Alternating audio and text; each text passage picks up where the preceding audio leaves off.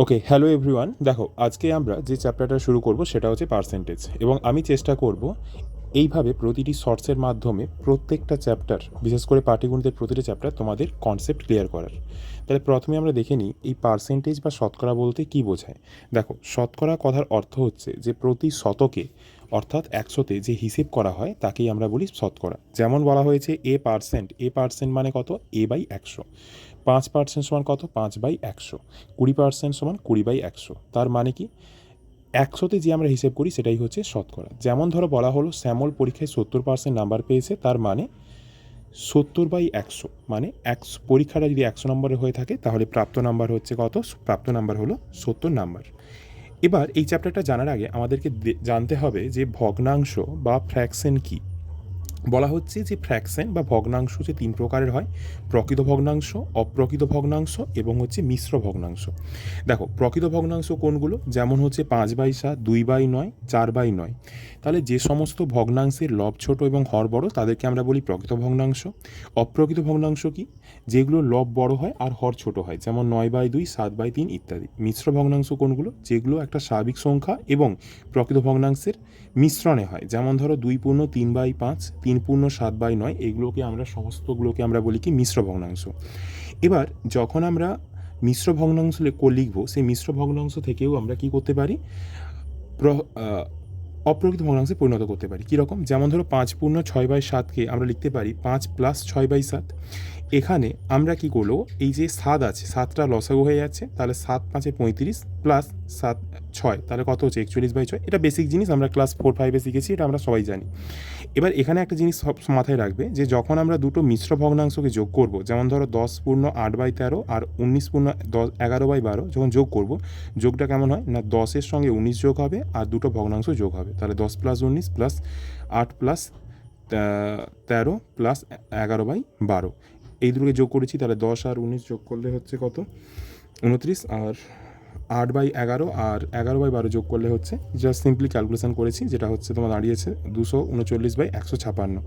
দেখো, এবার এই 239/156কে আবার আমরা কি করেছি, আবার আমরা মিশ্র ভগ্নাংশে ভেঙে নিয়েছি, যেখান থেকে এসছে 1/83/156।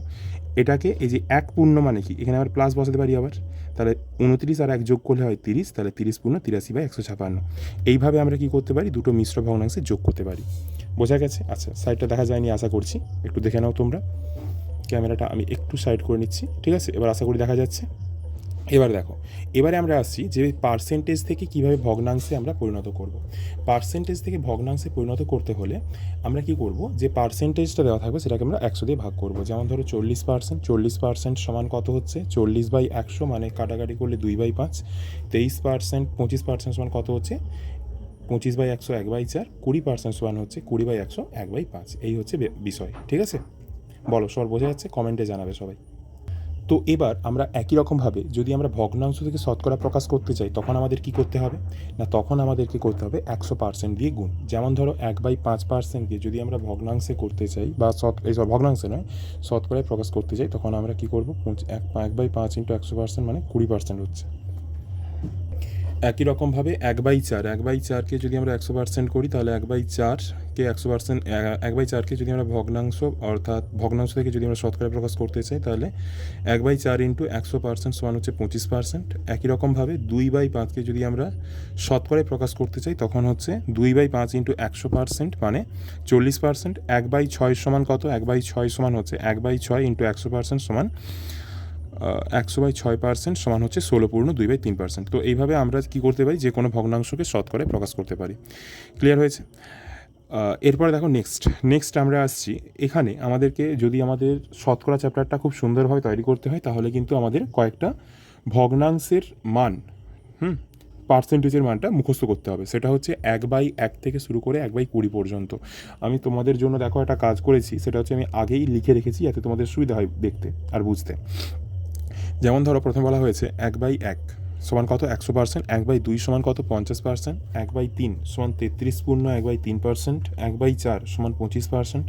1/5 সমান 20%, 1/6 সমান 16.2/3%, 1/7 সমান 14.2/7%, 1/8 সমান 12.1/2%, 1/9 সমান 11.1/9%, 1/10 সমান 10%, 1/11 সমান 9.1/11%, 1/12 সমান কত বলা আছে 8.1/3%, 1/13 সমান 7.9/13%, 1/14 সমান 7.1/7%, 1/15 6.2/3%, 1/16 6.1/4%, 1/17 5.15/17%, 1/18 সমান 5.5/9%, 1/19 5.5/19% এবং 1/20 হচ্ছে 5%।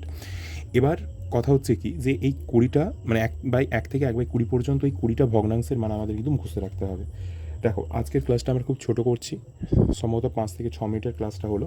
তোমরা কি করবে, এই ক্লাসে যে জিনিসগুলো শেখালাম মানে কী কী জিনিস শেখালাম আরেকবার দেখে নিই।